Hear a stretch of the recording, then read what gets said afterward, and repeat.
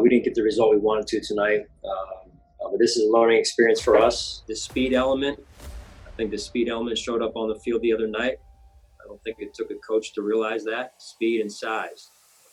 That's what this game is. Speed, size, and physicality. We as an organization, players, staff, coaches, all of us collectively can learn a lot from this. At the end of the day, this is our measuring stick. If you lose an AFC Championship game, that's the team we got to beat. So we've got to do everything with that in mind this offseason. So far this offseason, General Manager Brandon Beane and his staff have prioritized re-signing most of their own players, essentially running it back with a team that finished 13-3. But as you heard head coach Sean McDermott mention, one of the major areas the Bills need to improve on if they want to fight through the AFC again is by adding speed on both sides of the ball.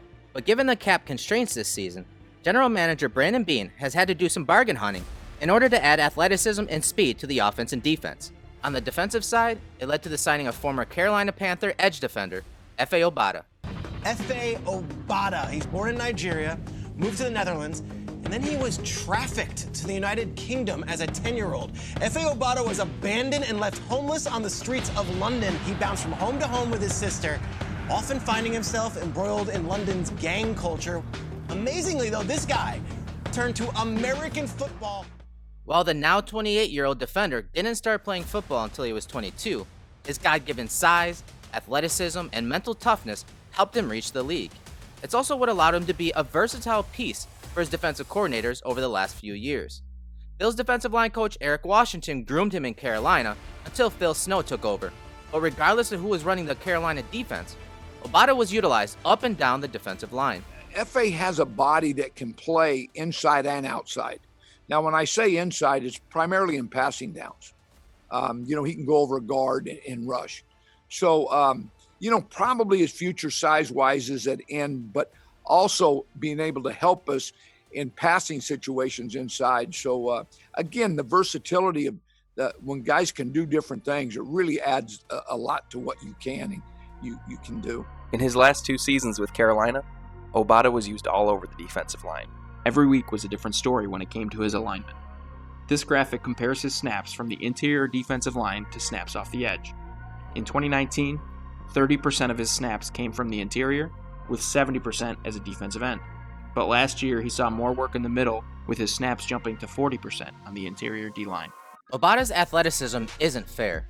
He's a tall glass of water that doesn't appear to have much bend or flexibility, but he's extremely well coordinated, so his change of direction isn't hindered. Look at this movement. This guy is 6'6", 265 to 275 pounds.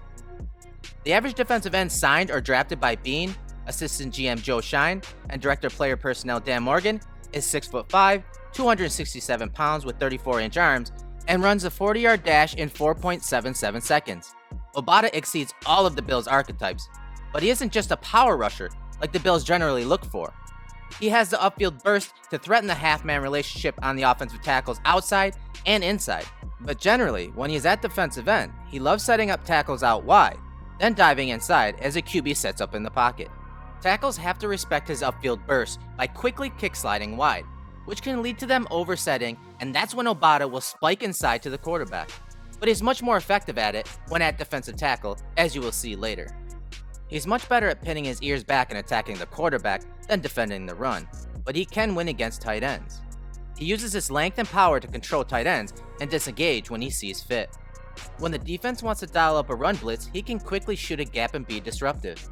On runs away from him, he has zero trouble surfing down the line of scrimmage to chase the running back down.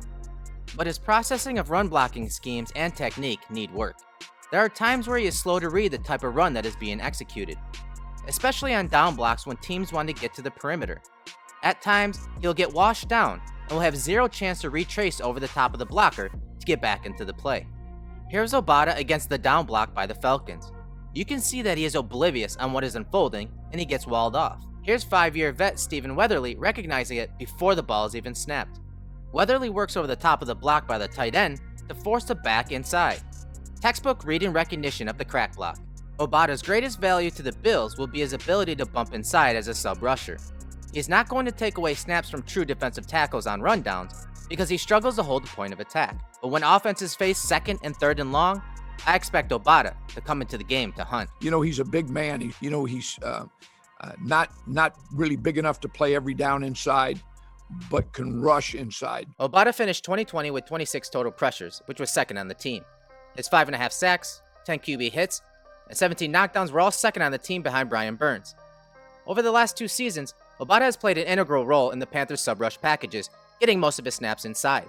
Which is why, as you can see, most of his production has come when he was bumped to defensive tackle. His length and ability to convert speed to power is often too much for interior linemen to handle. These traits allow him to consistently drive linemen back, which causes the QB to lose the depth of the pocket and become very antsy. You can see how much of a handful he is when he transitions to power on the following plays.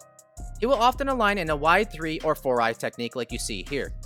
This threatens the guard's outside edge, so the guard has to kick side wide to quickly leverage Obada. Obada will use that against a lineman. He will burst upfield and attempt to win wide, but if he doesn't, he can convert to power, and that's when he can get up under the pads of linemen and do some real damage back inside.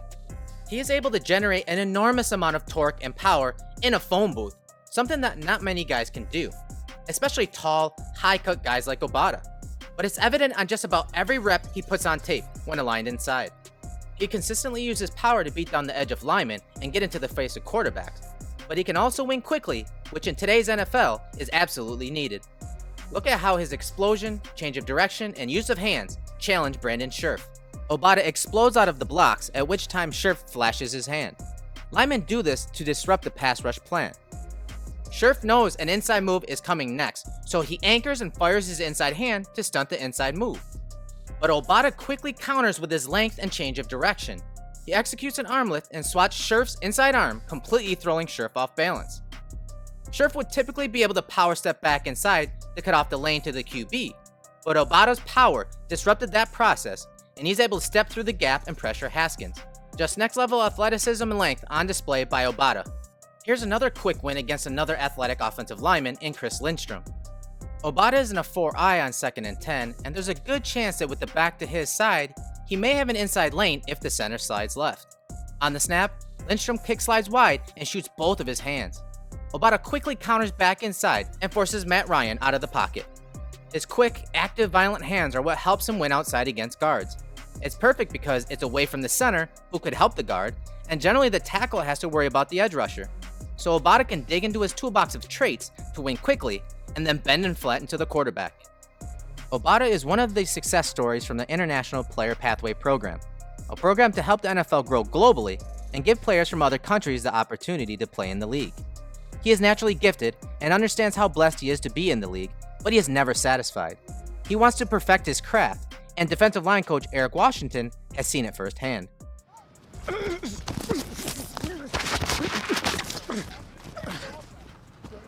God damn it. Come on, man.